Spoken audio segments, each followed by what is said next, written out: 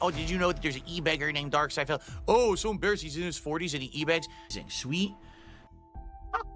Every day, a little bit, tweaking a little more, tender. I've walked on my toes my whole life. Like that. Because my muscles were already big down there. Flavorful. It's still an answer. It doesn't matter if it's honesty or not. It's still an answer. I am going to ask for contributions, and you're going to like it. Sasquatch. Afterbirth. I him $2 and said, if you root for another man's marriage to fall apart, you're mentally ill and you need to seek medical help. It's correct. He's talking about me because, again, these crazy, obsessed people who don't like me on the internet have literally created a insane narrative. Their narrative is that my wife and I don't get along. We're not together. She left me or we're separated or something. Like, they're actually rooting for that, and they're hoping for evidence of that. It was hilarious. A few weeks ago, someone said, oh, so they found the evidence. It's completely false. There can't be any evidence because what they're saying is completely untrue. So whatever evidence they have, they've made up. You know? I told you guys years ago. Come on then, dickhead. Why don't you tell us all about it? They actually attempted to file divorce papers in our name when we weren't involved. Spoiler alert. You can't do that. You could try, but the moment that you have to prove your identity, it fails. So they basically tried to initially start the process impersonating me and pretending like, you know, like identity theft stuff, but then it didn't work because they couldn't prove that they were me. So, yeah, I mean, there's many, many idiotic things that they have done, and this is one of their most broken narratives because they can't possibly believe that what I say is true. Now, here's what I've said. You didn't have to believe the answers. Hold on. Did you answer? Because you didn't. I did. Oh, indeed, I answered. You just didn't like the answers. Phil, don't flip that on me because you didn't. You were dishonest with us, and we smelt that. It's still an answer. It doesn't matter if it's honesty or not. It's still an answer. My wife actually would like to be a part of my content. She's expressed interest over the years. Initially, many, many years ago, she wanted to be part of my Halloween event. We bought her a Halloween costume. Right? She dressed up with me on a Halloween stream. The moment she sat down to play games, the trolls came in and started saying absolutely disgusting things about her. You know, there's nothing much else that we can do. This is gold dust, dude. You know, there's a sick motherfucker on the internet called Tevin who likes to illegally restream my fucking streams and has an army of fucking trolls. What the fuck? The only reason why he has any notoriety is because he copies my shit and he eggs his trolls on to do negative shit like this, to come to my stream and to basically make fun of my girlfriend and do nasty shit. It's his fault that it's my fault. Happens. And anyone who supports that kind of fucking content is a mentally ill asshole. You know, horrible things about her appearance, horrible sexual comments, just terrible things, right? Unlike me, where I don't really give two shits what anyone says about me because I've been doing this for 17 years. Now, in reality, it's funny because, you know, by the way, how about this? I don't know what the fuck idiots are talking about with memes and shit. Oh, it's like, he's just like me. I don't know what the fuck you're talking about. I don't follow your dumb fucking memes. So take your meme and shove it up your fucking ass, because I have the ability to make an observation that's factually fucking based. Just because I'm darksydephil doesn't mean I get to ignore fucking facts. It got to her. So during the stream, she visibly basically became distressed. And after like a couple hours, she said, I don't want to do it anymore. I don't want to see these comments. They're bothering me. Then she was literally off my streams for what? Shit. 7 years, something like that, 6 years. And then it was early 2024. And then we decided maybe it was time to try again. I've been inside his house. He's been in the Snort Fort. Now, this is breaking news. Fort. I went to dinner with him and his wife. It was a great dinner. Okay, Mike. I hate to interrupt you, Mike. They even drove me to dinner because I didn't get a rental car in the city. I Ubered. They drove me. It was a nice night. Okay. Can you sat on his couch. We all sat on his couch. We had a good conversation. We talked through things. I can't complain. Okay, listen, let's get real here. What does Kat look like anymore? We don't know for sure. I didn't know what she used to look like. So okay, you know, I met her there for the first time. You know, I think, you know, I think she's great. She's a beautiful woman. And Mhm. you know, I don't have anything to comment Yeah. in terms of how she Okay. used to look or how she looks now. Okay, well, is she a biggin?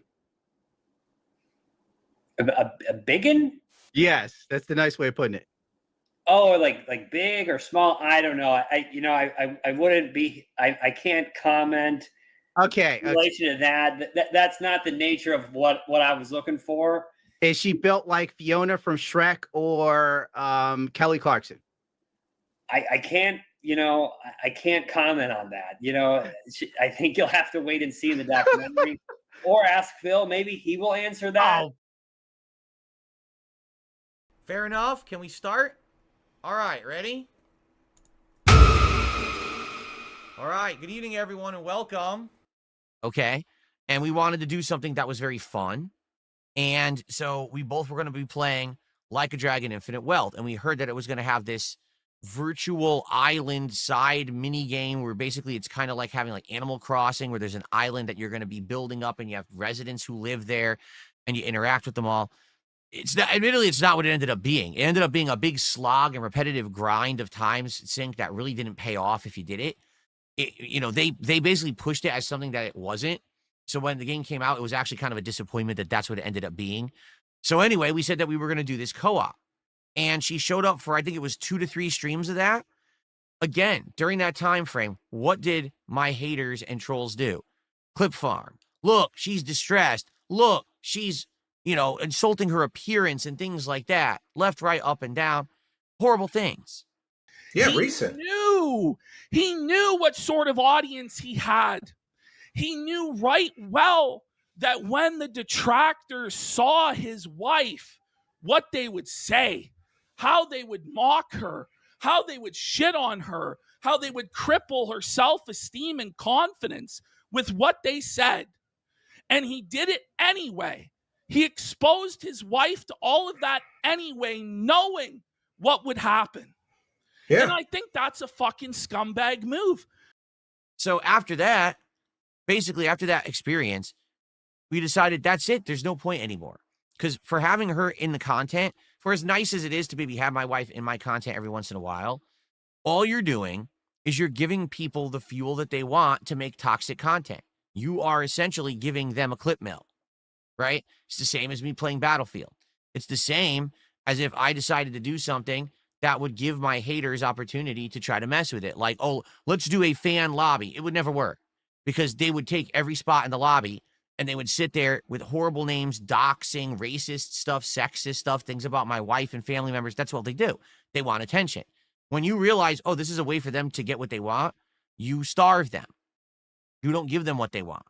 Okay? So after that experience with doing the Dondoko Island and basically her losing interest in it, I did too. It was boring as hell. And basically, again, more internet bullying. She said, I just don't want to do it anymore. And I said, I'm with you 100%. I don't see the point. It's not like we're missing out on amazing content that we could be making together because you're not there. I don't do co-op stuff as it is. Like it's not like I'm known for co-op and now I can't do it. You know what I'm saying? We tried it. It would have worked if we eventually tried more games. Like we were actually going to play Beyond Two Souls. I bought the game. We were ready to do the co-op. And then basically we decided against it. We're like, it just doesn't make sense. It doesn't make sense to do this because that's just what these idiots want. They want that content so they can have more toxic things to say. So the reason that my detractors and haters bring up my wife so much is very simple, because we starve them of content for her. So because they have nothing, they want what they can't have. Get it? If she was on the stream every day, it wouldn't be a big deal anymore because she's on the stream every day. And therefore it would become a commonplace thing. They wouldn't care. But because she's not on the stream, because she's only been in very few pieces of my content ever, and we've given them nearly nothing to ever work with, they can't stop obsessing.